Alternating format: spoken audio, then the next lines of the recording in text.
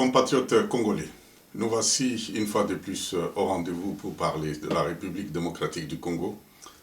Et notre pays est en train de traverser un moment de grandes turbulences. Et nous devons avoir un sens patriotique pour y faire face.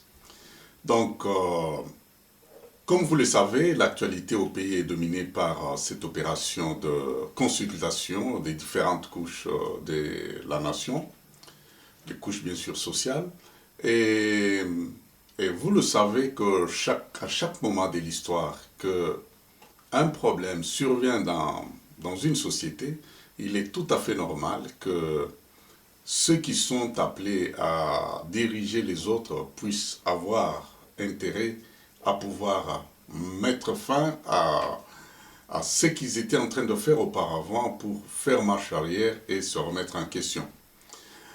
Et cela est vrai. Et vous le savez que la grande difficulté ou la bêtise qu'une personne peut commettre, c'est qu'un adulte tombe et refuse de se relever. Et je pense que cela est acceptable pour un enfant de 3-4 ans qui tombe et qui reste au sol et continue à pleurer. Mais un adulte, ça devient quelque chose d'un peu suspect à ce niveau-là.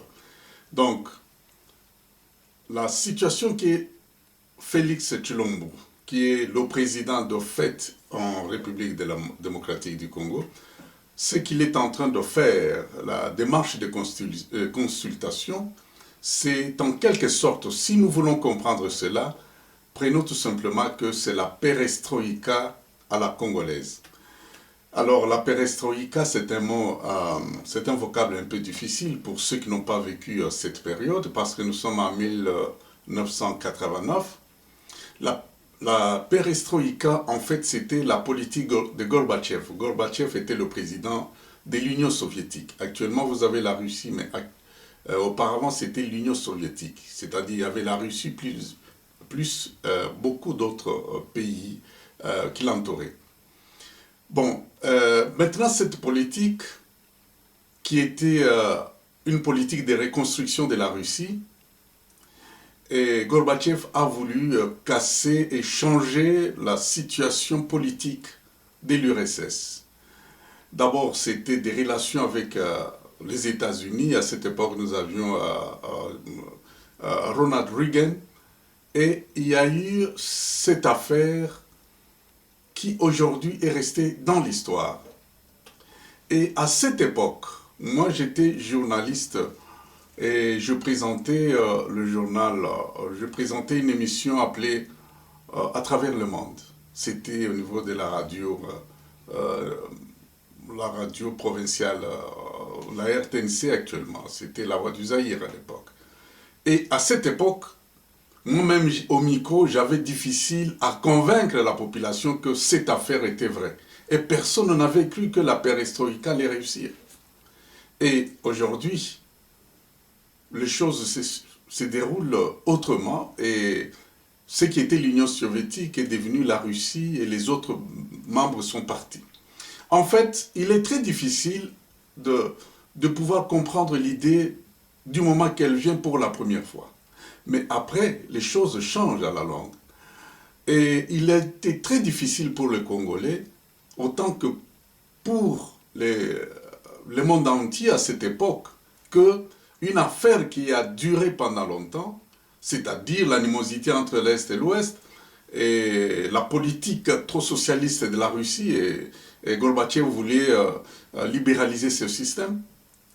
Et c'était très difficile de comprendre cela.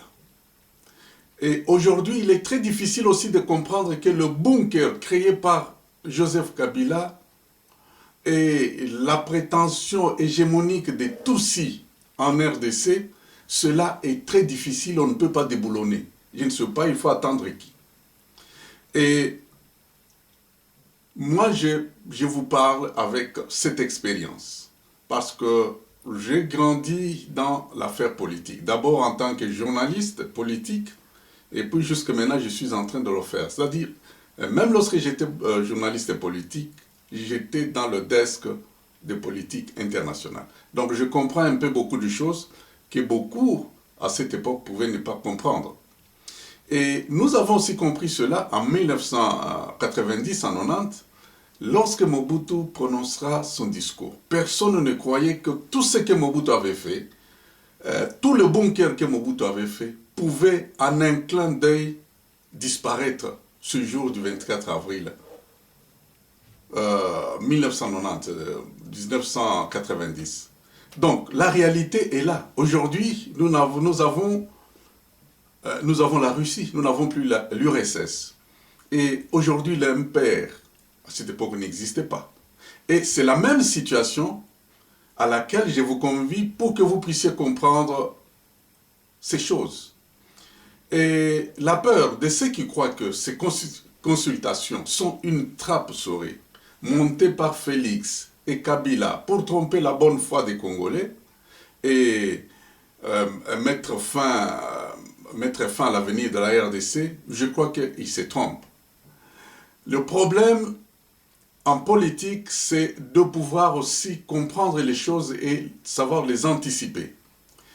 En 1991, en 1991, c'est facile à dire, les Belges sont beaucoup plus faciles que les Français. Donc en 1991, lorsque la CNS est arrivée, ce sont les Mobutistes qui sont allés dans cette CNS-là. Il y avait, je ne sais pas, 2 ou 3% des gens qui se disaient de l'opposition. D'abord, ils n'étaient pas là, l'UDPS n'était pas là, ainsi de suite. Mais les 90%, c'était les gens pro-Mobutu. Mais lorsque la CNS est terminée, 2 ans après, on a vu que tous ceux qui sont entrés comme des Mobutistes sont sortis comme des Tshisekedistes. Maintenant, quel est le secret qui s'était passé en ce moment-là? C'est à cela que nous devons tous comprendre et savoir tenir compte de beaucoup de choses, de beaucoup de paramètres qui sont dans notre société. La société évolue, nous devons évoluer avec elle. C'est dans ce sens-là que je peux vous parler. Et si nous voulons qu'il y ait un tribunal pour la RDC, pour le Congo, mais c'est question d'inscrire ce programme à l'ordre du jour de ceux qui vont décider. Ceux qui vont décider, ce sont des Congolais. Ce n'est pas Washington, ce n'est pas Belgique, ce n'est pas Bruxelles, ce n'est pas Londres. Ce sont les Congolais qui doivent décider. Si nous voulons qu'il y ait un tribunal pour le Congolais et pour juger un tribunal pénal congolais, c'est nous les Congolais qui devrons avoir ça. Ne pensons pas que ce sont les autres qui viendront faire cela à notre place. Et la démarche, c'est la démarche que Moïndou Zangi, qui pensait que Moïndou pouvait faire ce qui est en train de se passer. Et sur Minembwe, c'est parce qu'il a inscrit ça à l'ordre du jour. Et la situation de Minembwe nous a montré bien beaucoup de choses, que le Congo n'est pas réellement divisé. Alors pourquoi nous devons continuer à nous diviser? Donc, compatriotes congolais, ce n'est pas en criant « Ingeta, Ingeta, Ingeta » qu'on va résoudre la question en RDC. C'est en étant dans les institutions, c'est alors qu'on pourra changer. Bien sûr, les institutions sont infiltrées, bien sûr. Mais les institutions sont infiltrées de qui? Et si vous remarquez bien, toute la majorité qui est au niveau du Parlement, prenons le Parlement parce que c'est là où se prennent des décisions, mais ce sont des gens qui sont allés parce qu'ils ont voulu, eux, s'associer avec Kabila. Et nous avons vu se dissocier de Kabila lorsqu'il s'agissait de Minembwe. Et nous comprenons bien ces choses. Et tout commence aux élections de 2011. Kabila est parti seul. Kabila n'est pas parti avec le PPRD ou FCC, non. Kabila est parti seul parce qu'il est seul. Mais ce sont les gens de PPRD qui s'agglutinent à lui. Donc on dirait que Kabila c'est comme de l'essence, c'est comme du sucre et tout le monde doit aller là-bas. Et dans sa démarche même actuelle, même Kabila accepte même qu'il y ait des nouvelles élections, des élections anticipées. Pourquoi? Parce qu'il veut justement se débarrasser de cette marmaille-là. Et c'est cette marmaille actuellement qui fait maintenant la force de Félix. est-ce que Félix va-t-il organiser les élections anticipées tout en ayant cette majorité au Parlement? Point d'interrogation. Mais ce sont les mêmes personnes qui ont été contre Félix, ou du moins qui ont été contre... Bon, écoutez, ça a toujours été comme ça, mais aujourd'hui qui sont avec Félix. Et qui, avec la majorité au Parlement, Félix peut changer beaucoup de choses. En essayant maintenant de faire les élections anticipées, nous risquons aussi d'arriver dans une histoire qui risque de ne pas comprendre beaucoup de choses. Donc, je demande tout simplement aux Congolais conscients de comprendre la tournure politique et saisir l'opportunité qui nous est offerte. Donc, n'essayons pas tout simplement de rester à s'accrocher à un arbre ou à des arbres morts. Essayons d'aller là où il y a les arbres vivants. Et les arbres vivants, ce sont les arbres qui vous donnent la matière pour faire évoluer le pays. D'ailleurs, je vais y arriver. Et toutes ces choses, si je suis en train de vous parler, c'est parce que j'ai reçu le mémo de la jeunesse de Kinshasa. Enfin, la jeunesse de la RDC. Et cette jeunesse s'est consultée parce qu'il y a ceux qui sont à l'est, au nord Kivu, au sud Kivu, au Maniema, dans les Tanganyika, et ils se sont consultés et ils ont fait un mémo. Voici, grosso modo, ce mémo. Je l'ai reçu le 11 de ce mois. Aujourd'hui, nous sommes le 14, donc le 11, il n'y a pas longtemps. Dans ce mémo, voici ce que les jeunes ont dit dans toute liberté. J'ai retenu quelques points. Bon, elle, lorsque j'ai dit elle, c'est la jeunesse, elle félicite et encourage le combat de la diaspora, mais demande à la diaspora d'ajuster le combat selon les réalités du terrain.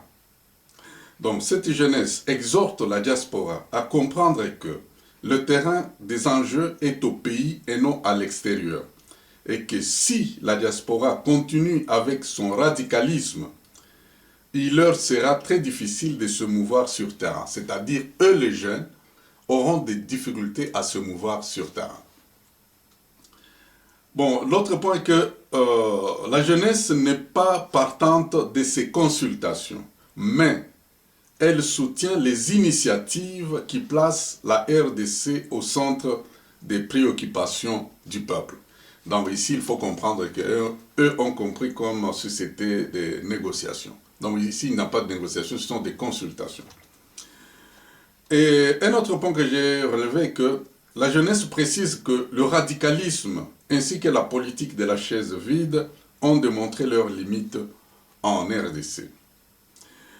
La jeunesse exprime sa volonté de devenir acteur dans les enjeux politiques en vue d'avoir la parole pour discuter et influencer les lois et décisions qui les clochardisent actuellement. Un autre point, que la jeunesse exprime le vœu de voir la diaspora, donc la jeunesse exprime le vœu de voir la diaspora et les locaux, donc eux les locaux, s'allier pour bouger les lignes. Un autre point, la jeunesse est en faveur d'un soulèvement populaire, mais refuse l'usage de la violence pour résoudre les problèmes politiques. Un autre point, la jeunesse demande à la diaspora de faire confiance en la jeunesse congolaise. Donc voilà, ils sont allés un peu plus loin là. Le mémo était tellement long et bon, ils sont allés un peu, voilà. Offrir aux Congolais de la diaspora les opportunités de travailler en RDC après leurs études à l'étranger. Voilà, tous les enfants qui ont étudié ici, la jeunesse se demande à ce que, donc la jeunesse vous demande, vous la jeunesse d'ici, afin que dès que vous terminez les études, c'est mieux de retourner et d'aller travailler au pays. Votre place devra être là. Et en fait, qu'est-ce qu'ils disent? Accorder aux Congolais de la diaspora des lotissements où ils pourraient construire sans dérangement des habitations, écoles, centres, ainsi de suite. Voilà. Donc en fait, le mémo est très long et le mémo parle de toutes ces choses. c'est vous dire, compatriotes congolais, que les choses sont en train de penser. Des choses sont en train de changer. Et voici ce qu'un peu je peux répondre à la jeunesse congolaise. C'est que personnellement, j'apprécie le degré de maturité contenu dans ce mémo. Et je sais qu'ils ont donné la vraie volonté de leur profond sentiment. Alors, je peux leur répondre ceci, que la démocratie dont ils ont toujours entendu parler, il faudrait que cette démocratie soit imposée en RDC. Il faudrait qu'ils fassent un effort pour que réellement cette démocratie soit respectée. Et pour qu'elle soit respectée, il faut qu'elle soit imposée. La jeunesse, vous devez éviter d'être des flatteurs, d'être toujours derrière certains politiciens juste pour avoir les miettes. La jeunesse, vous devrez être là avec le front relevé, le front longtemps courbé et qui doit être relevé. La jeunesse, vous devez être respecté. Vous serez respecté si vous-même vous vous respectez. Et surtout si vous êtes un et indivisible. À ce moment-là, vous serez très très fort. Lorsque les jeunes sont tués à Beni, les jeunes de Bandundu doivent se soulever, les jeunes de Kinshasa doivent se soulever, les jeunes qui sont à l'Équateur doivent se soulever. Du nord au sud, si on touche un jeune quelque part, il faudrait que cela soit compris comme si on avait touché toute la jeunesse. Donc, il ne faudrait pas, lorsqu'on tue à Beni, les jeunes qui sont à Kinshasa continuent à s'amuser dans la musique comme si de rien n'était. Et à travers ce moment, j'ai senti réellement que vous faites un effort pour que nous qui sommes ici, et nous, les adultes, puissent vraiment aider vos efforts à pouvoir aller vers l'avant. Parce que vous le savez, c'est la jeunesse qui a réveillé ce pays. C'est la jeunesse qui, en 1960, lorsque nous avions les Lumumba, les Kasavubu, tous ces gens-là, personne n'avait 40 ans. Tous avaient moins de 40 ans. Et avec eux, ils ont fait des grandes choses. Nous avons les Moulélé, ils n'étaient pas des personnes plus de 40 ans. Donc, c'est vous dire que c'est avec le sang de la jeunesse que les choses peuvent marcher. Les Thomas Sankara ont eu à faire des grandes choses. Ils n'ont pas attendu à devenir vieux pour le faire. Donc, c'est à la jeunesse.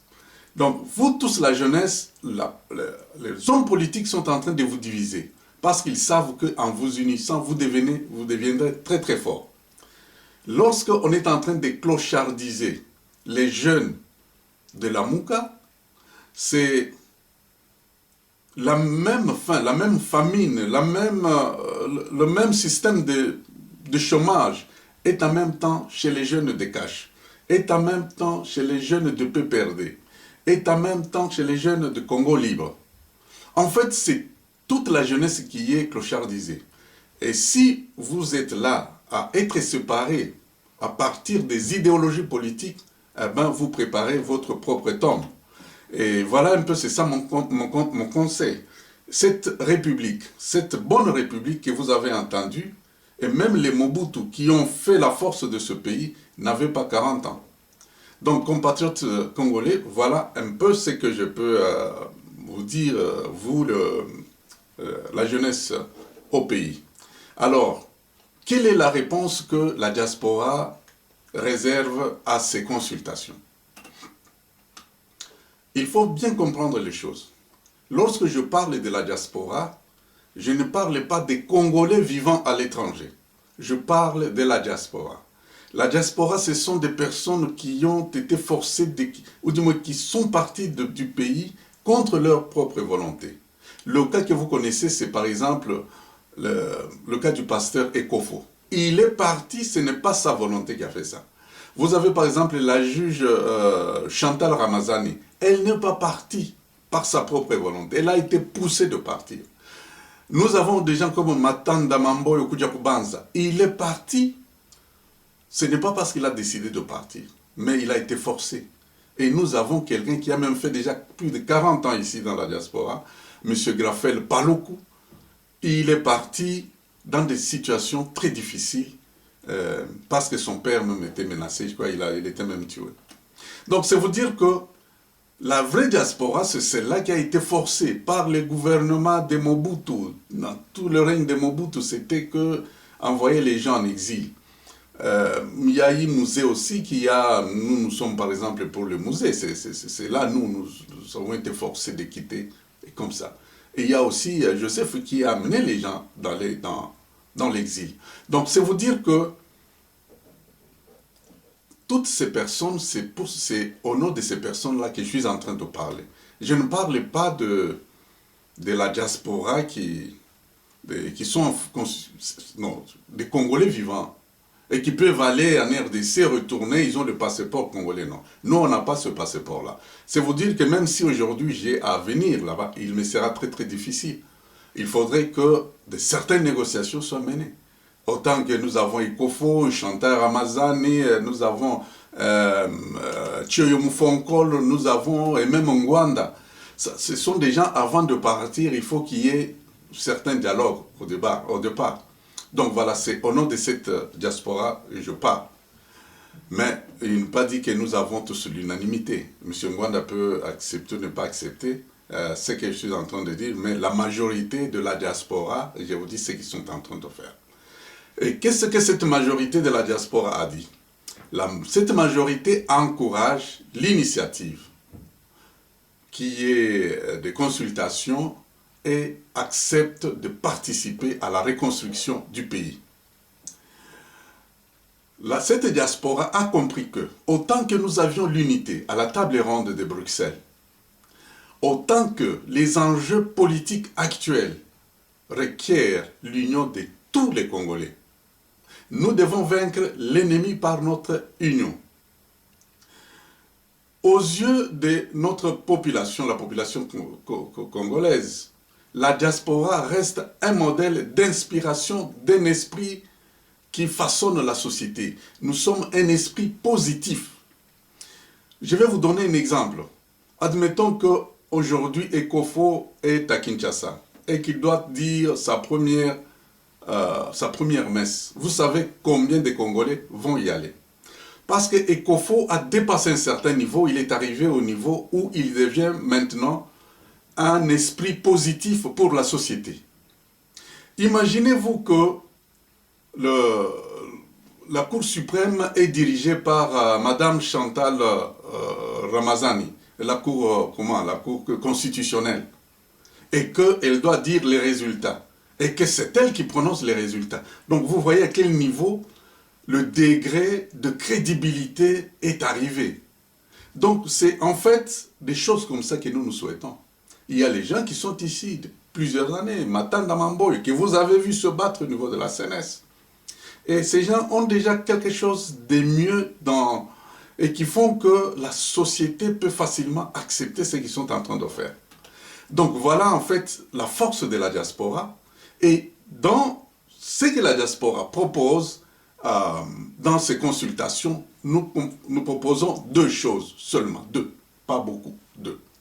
La première des choses, c'est que il faudrait qu'il y ait un programme humanitaire un retour massif de tous les Congolais qui vivent à l'étranger. Ce retour devrait être suivi de l'insertion, bien sûr, une réinsertion conséquente, bien sûr, pour que l'expertise que les Congolais ont eue à l'extérieur puisse profiter au développement du pays. Ça, c'est la première des choses. Donc, le retour des compatriotes qui sont à l'extérieur. Il faut un programme sionisme, qu'on appelle ça les sionismes, c'est-à-dire retour à Sion, retour à la terre natale. Deuxièmement, la diaspora souhaite à ce que tous les hommes en armes, notamment les ex-phases, puissent retourner officiellement. Les Kadogo de Massassou, parce qu'ils étaient divisés, il y avait les Kadogo de Massassou qui étaient aussi pourchassés. Ces jeunes ont fui et ils sont en exil. Et Voilà les deux choses que nous souhaitons pour qu'il y ait vraiment la cohésion nationale. Il faudrait que les ex-phases retournent officiellement. Nous savons qu'on a débauché quelques-uns, mais ils doivent retourner officiellement afin d'amener l'esprit au pays. Parce que jusque maintenant, sans retour officiel, l'esprit reste toujours à l'extérieur. Et vous savez la grande masse où elle se trouve. Donc, nous, la diaspora, nous ne pouvons pas prétendre construire la RDC aussi longtemps qu'environ plus ou moins 10 à 15 millions de Congolais sont esclavagisés. D'abord, sont à l'extérieur. Certains sont esclavagisés dans les pays arabes, que vous connaissez. Ce sont des esclaves dans ce pays. Les pays arabes. Ils ne veulent jamais accepter les chrétiens. Mais nos compatriotes ont été leurrés par je ne sais pas quoi. Ils sont arrivés là-bas et la porte s'est refermée derrière eux. Ils sont incapables de quitter là-bas et ils deviennent des esclaves. Donc, tous ces Congolais doivent retourner. Nous avons des Congolais qui sont déshumanisés, découpés en morceaux dans les pays asiatiques. Il semble que, bon, je ne sais pas, je ne veux pas exagérer à ce niveau-là, mais ils ont leur manière de découper les gens, tout ça. Et les Congolais sont là, ils sont incapables de retourner dans leur pays. Nous avons des Congolais qui sont bloqués dans des forêts de l'Amazonie. Nous sommes là en Amérique latine. Ils sont là et ils meurent. Parce qu'ils pensent qu'à partir du Brésil, si vous montez, vous pouvez arriver jusqu'aux États-Unis. Et ils le font par étapes et très souvent, ils traversent des moments très difficiles. Ces Congolais doivent retourner au pays. Nous avons des compatriotes et la grande majorité des compatriotes sont éparpillés dans l'Afrique. Et ils sont humiliés quotidiennement. Moi-même, je suis d'ailleurs parce que je suis passé par ce chemin. Nous sommes humiliés. Être Congolais, c'est être la racaille. Congolais, c'est quelqu'un qui n'est pas reconnu par son propre pays d'abord. Très souvent, même s'ils sont en prison, parce que très souvent, lorsqu'on veut tuer, s'ils sont condamnés à mort, ce sont les ambassadeurs qui doivent venir. Ils sont informés qu'on va tuer tel ou tel. Mais nos ambassadeurs ne participent même pas, ils ne savent même pas, ils disent mais ce sont des imbéciles, ce sont des gens qui sont contre Kabila et ils sont morts. Et tous les Congolais, ils sont en grande majorité, que cela soit en Afrique du Sud, que cela soit au niveau de l'Ouganda, au niveau de l'Angola, bon, dans tous les pays. Et même beaucoup plus, là je vais citer d'ailleurs les pays arabes, les pays du Nord. Et tous nos compatriotes devront retourner. Et nous avons la grande majorité qui sont clochardisés ici en Occident. Ils ne sont pas reconnus ici parce qu'ils vivent même dans la clandestinité. Combien de temps doivent-ils vivre en clandestinité? Il y a ceux qui font 5 ans, 10 ans, 15 ans dans la clandestinité. Ils n'ont pas du travail parce qu'ils n'ont pas de papier. Ils ne peuvent pas retourner au pays parce qu'ils ne sont même pas reconnus. Et tout ça, ça leur pose beaucoup de problèmes. Ces Congolais, ils doivent retourner. C'est évalué entre 10 et 15 millions de Congolais. Donc voilà, compatriotes congolais, c'est que la diaspora souhaite. Et je veux tout simplement dire que la tâche de la reconstruction de la RDC est très grande et très immense. Je dis tout simplement à nos compatriotes que le vent qui vient de souffler ne pardonnera personne qui aura tendance à entretenir un discours séparatiste, un discours divisionniste. En RDC, nous avons connu le cas de Minembwe. C'était un signe précurseur pour nous dire que vous devez être unis. Avant que cette histoire de consultation arrive, c'était l'affaire Minembwe. Et on a vu que lorsque les Congolais sont unis, il n'y a pas de PPRD, il n'y a pas de FCC, il n'y a pas de CACH, il n'y a pas de UDPS, c'est tout le monde. Alors, c'est tout le monde qui était uni. Alors, c'est ça la diaspora.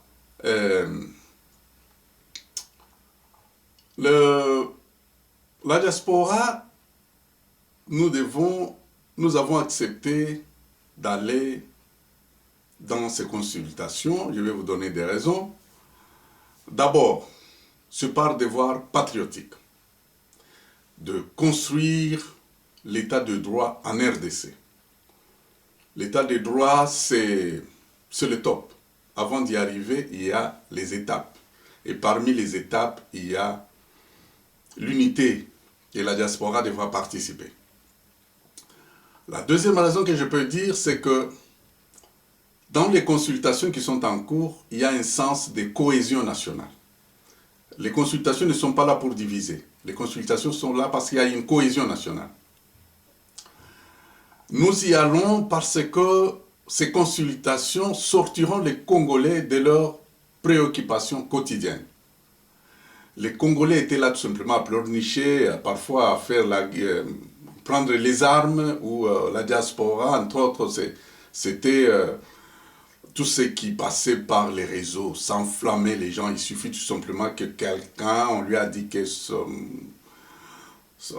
frère est décédé parce qu'il a manqué de médicaments et que lui ici n'a pas envoyé l'argent à temps. Donc tout ça, il se réveille, alors il se met sur l'internet et des choses comme ça passaient. Alors, donc nous y allons bien sûr, c'est parce que on doit sortir de ce moment-là, des frustrations quotidiennes, pour nous placer au-dessus des conflits. Et les conflits sont arrivés lors des élections, les dernières élections de 2018. Alors nous devons dépasser ce niveau-là. Et les consultations nous donnent, sont dans cette ligne de cohésion. Alors, pourquoi nous allons dans ces consultations? C'est parce que dans ces consultations, on a vu même les Chegues être reçus. À travers les Chegues, qu'est-ce qu'on a vu? On a vu qu'ils ont une autre motivation. Ils se sont sentis participer dans la société, qu'ils sont aussi considérés. Parce que ces gens-là, tout ça, les Koulouna, parce que même les Chegues, parmi eux, on a reçu les Koulouna. En fait, ce sont des personnes qui ont été des victimes de la société. Nous pouvons les condamner, mais ce sont des victimes de la société. Et les consultations ont eu cette... Je ne sais pas ce qui a inspiré Félix, mais c'est très important de mettre un accent sur ces gens-là, qui sont la victime. Il y a aussi les veuves des militaires qui doivent être reçues. Ils sont abandonnés. Il y a beaucoup de choses, mais il faut toutes les couches, et les consultations sont là pour cela. Alors, pourquoi nous sommes la diaspora accepte? C'est parce qu'en fait, nous voulons aussi amener le changement. Parce que le changement, c'est la préoccupation du peuple. Notre peuple veut le changement. Et nous allons dans les consultations parce que les consultations essaient de canaliser les forces collectives. On ne divise pas les forces, mais on veut mettre les forces ensemble pour atteindre l'objectif. C'est cela. Et en fait, nous cherchons d'aller, nous acceptons d'aller à ces consultations parce que c'est en étant ensemble que nous pourrons construire et instaurer une nouvelle architecture sociale congolaise. Ce n'est pas en restant à l'écart, mais c'est en participant que nous pourrons avoir une nouvelle configuration de la RDC. Donc, de tous ces points, toutes ces raisons qui poussent la diaspora à aller à ces consultations, nous considérons que être neutre, c'est synonyme de commettre un crime contre la République. Il faut toujours participer. Et là où il y a le mal, et nous verrons le mal. La diaspora ne croit pas que développer ce pays nécessite le partage de pouvoir, le partage des gâteaux. Non. Ce n'est pas la géopolitique comme nous avons vu avec un gouvernement éléphantesque, non. Le peuple congolais n'a pas besoin on peut multiplier comment on appelle ça, des négociations. Les négociations n'apporteront rien. Les gouvernements d'union nationale n'apporteront rien. Le peuple n'a pas besoin de ça. Il ne faudrait pas qu'on revienne dans ces histoires-là de négociations, dans les histoires de géopolitique. Non, il y a trois Bakongo, il n'y a pas de Balouba là-bas, il n'y a pas de gens de Baswahili là-bas. Non, cette histoire-là, ce n'est pas ça les Congolais. Les Congolais n'ont pas besoin de la géopolitique. Les Congolais ont besoin de dirigeants capables de leur rendre compte et de faire le travail comme il se doit. C'est ça, un point intéressant. Et pour avoir ces personnes, on n'a pas besoin de négociations, on a besoin de voir les gens. Nous sommes en train de nous voir. on nous voit. Nous nous connaissons. Ne pas connaître les gens, c'est malheureux. Nous avons la personne comme Moubake. Est-ce qu'il faut que Moubake vienne pour que vous sachiez que Moubake, c'est une tête dans ce pays. Que quelque chose qui se fait sans Moubake, parfois, ça pose des problèmes. Et qu'il faut mettre Moubake au devant de la scène pour que nous puissions voir sa crédibilité. Est-ce qu'il faut? Mais je ne sais pas. Il ne faut pas de négociations. Il ne faut pas de partage de pouvoir. Il suffit de mettre quelqu'un dans ses responsabilités. Nous connaissons son honnêteté. Et cela. Qui ne connaît pas l'honnêteté de Chantal Ramazani? Qui ne connaît pas le franc-parler des Kofo? Voilà les gens. Donc, en réalité, nous n'avons pas besoin de négociations. C'est cela.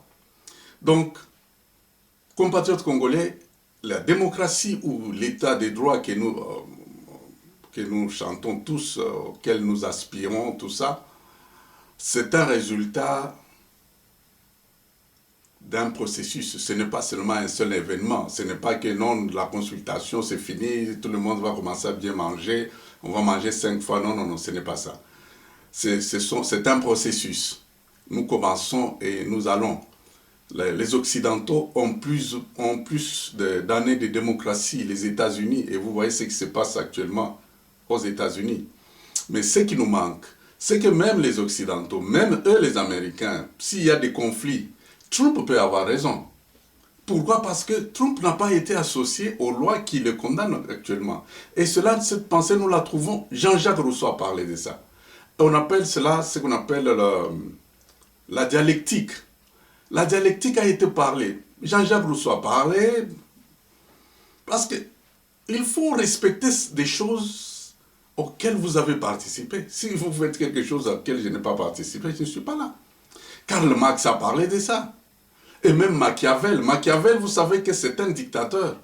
Mais, bon, en fait, ce n'est pas un dictateur, mais c'est quelqu'un qui inspire beaucoup les dictateurs. Mais Machiavel a dit ceci, qu'il faut la dialectique. Un chef ne doit pas toujours user la violence. Un chef doit user la dialectique, c'est-à-dire les confrontations. Vous devez mettre les gens au devant de la scène, ils se confrontent, la vérité va sortir, les choses évoluent. Et vous allez dire... Donc, c'est la dialectique qui va manquer. Si aujourd'hui Trump n'accepte pas les résultats, c'est parce que il n'a pas participé au processus qui font qui donne des résultats. Hein? Donc voilà, c'est dans ce sens-là, il a profité. Bon, de toutes les façons, sur le plan philosophique, il a raison. Mais il y a aussi sur le plan social, de la politique américaine et tout ça, et des choses comme ça, parfois ça ridiculise certaines personnes, et puis le pouvoir, c'est pas quelque chose que vous allez faire. Aux États-Unis, vous n'allez jamais faire 9 ans, non. 8 ans, c'est fini, 4 ans, c'est fini. Ben, vous avez déjà ce titre de président, ça se limite là, et les choses évoluent. Donc la dialectique est très très importante.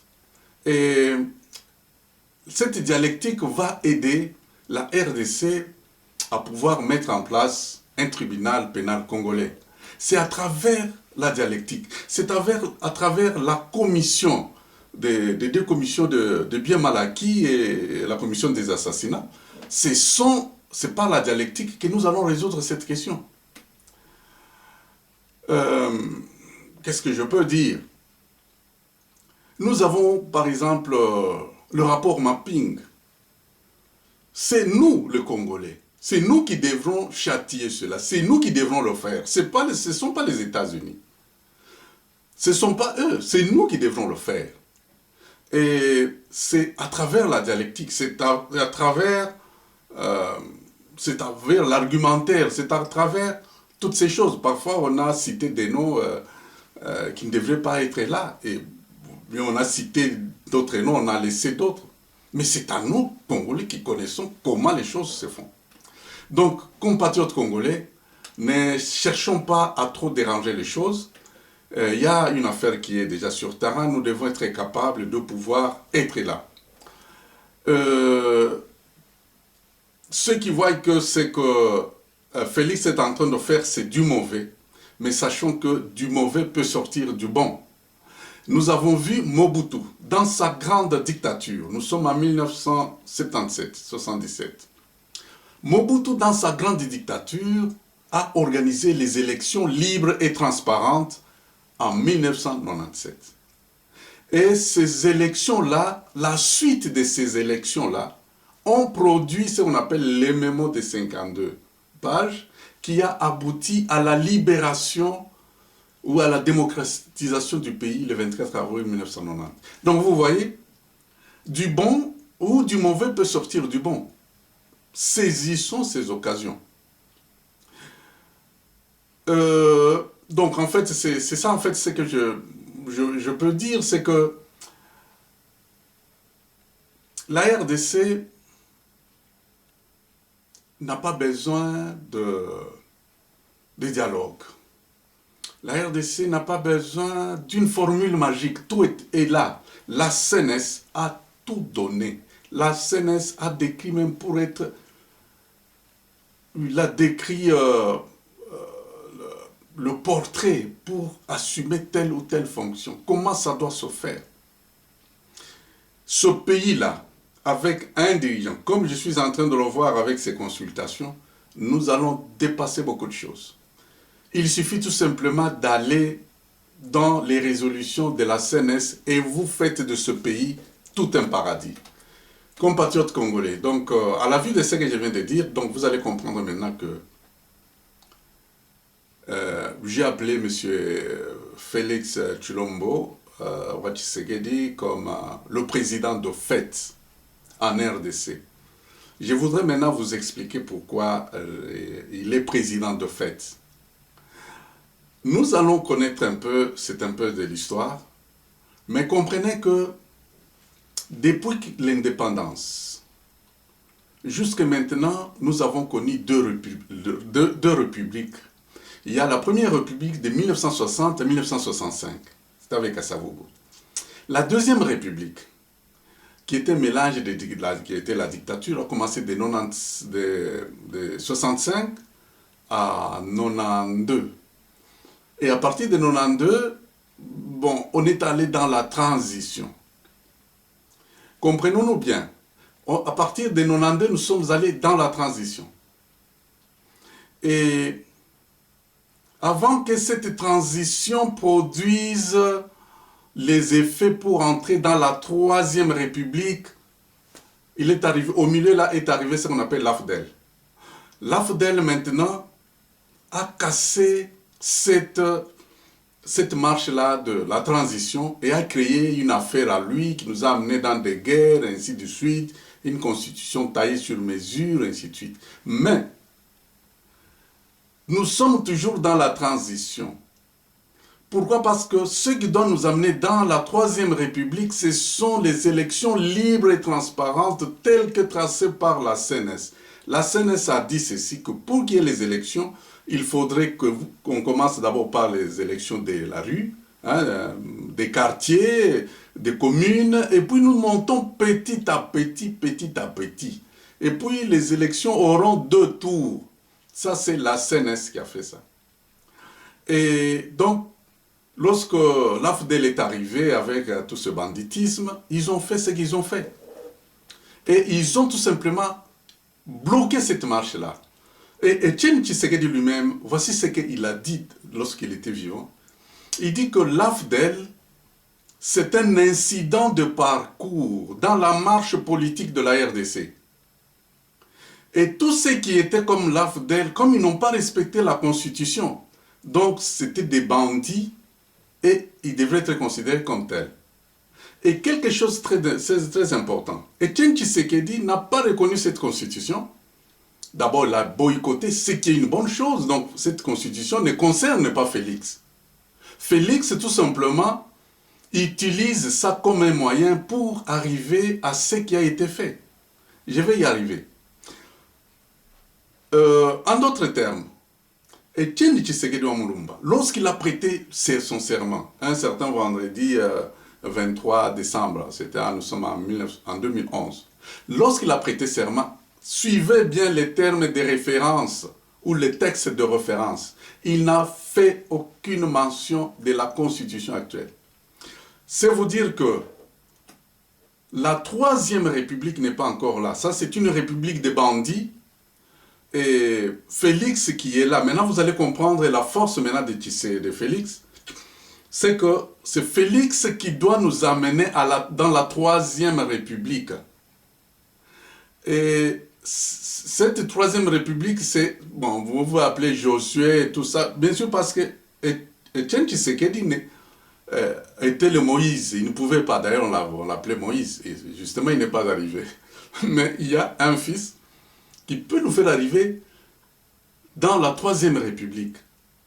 Donc Kabila, c'est une histoire de transition. Voilà pourquoi, que cela soit Kabila père, Kabila fils, et même Félix, n'ont pas droit à avoir la qualité de président de la République full. Mais ils sont des présidents de fait parce que le pays ne peut pas rester vide.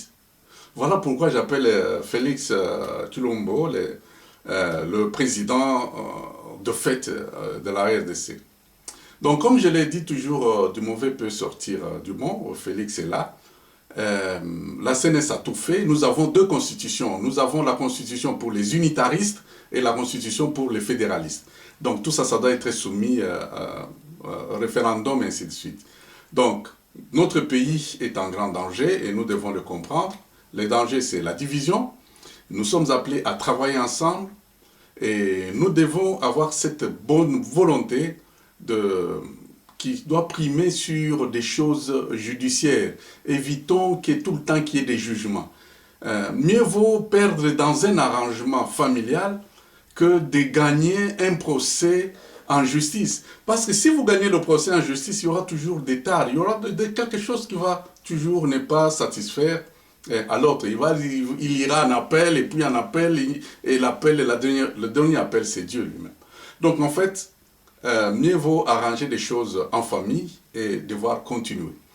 Donc voilà un peu, compatriotes congolais, ce que nous avons à dire, du moins pour maintenant. Et ce que nous devons connaître est que nous sommes dans un grand challenge. Et ce grand challenge fait que c'est nous, les Congolais, qui doivent terminer l'œuvre des pères de l'indépendance. Vous savez, ils sont morts dans des conditions très atroces, très très atroces. Même Mobutu a tué des gens innocents, les Kimba, tout ça, ils sont morts comme ça innocemment. Donc ils ont commencé une œuvre et nous devons parachever cette œuvre.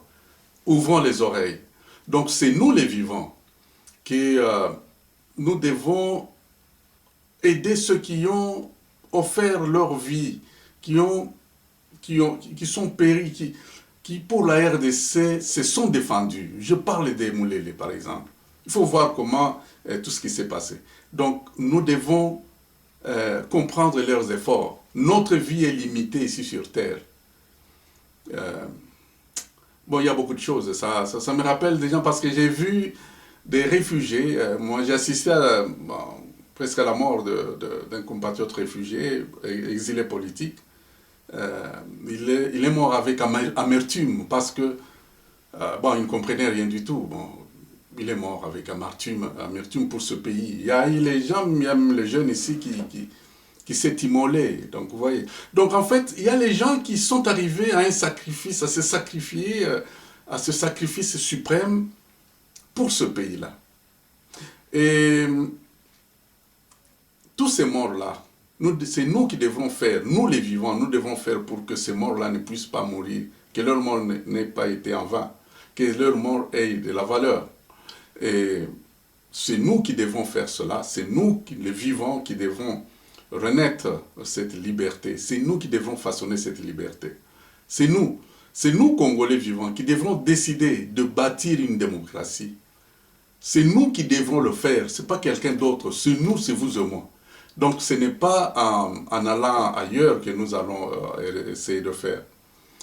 Nous ne devons pas attendre que Dieu fasse quelque chose en faisant descendre du ciel, je ne sais pas moi, les anges pour venir libérer la RDC. Nous avons vu les Américains, les Noirs américains, ils se sont battus dans les lois très très difficiles pour eux, mais ils sont parvenus à se battre. Tout ça parce qu'ils étaient dans l'Union. Nous avons l'Afrique du Sud, où le peuple s'est battu. Donc, ce n'est pas une raison de dire que les lois sont injustes et que nous ne pouvons pas nous battre. Si vous ne vous battez pas, vous aimeriez que qui se batte à votre place? Nous devons nous battre. Merci, compatriotes. Merci parce que nous sommes là et que nous avons tous compris les enjeux de l'heure. Et que je sais que par des grands moments, nous serons les meilleurs. N'attendons pas que Dieu descende du ciel des anges. Non. Nous devons tuer les serpents avec le bâton que nous avons en main. Nous ne pouvons pas aller chercher le bâton, je ne sais pas moi ou non. Le bâton que nous avons, c'est Félix Tshilombo wa Tshisekedi. Tshisekedi wa Mulumba, Kasui Popolankelende wa Pamupompa. Voilà, compatriotes congolais, que Dieu bénisse la République démocratique du Congo, que Dieu bénisse le peuple congolais. Merci beaucoup, merci.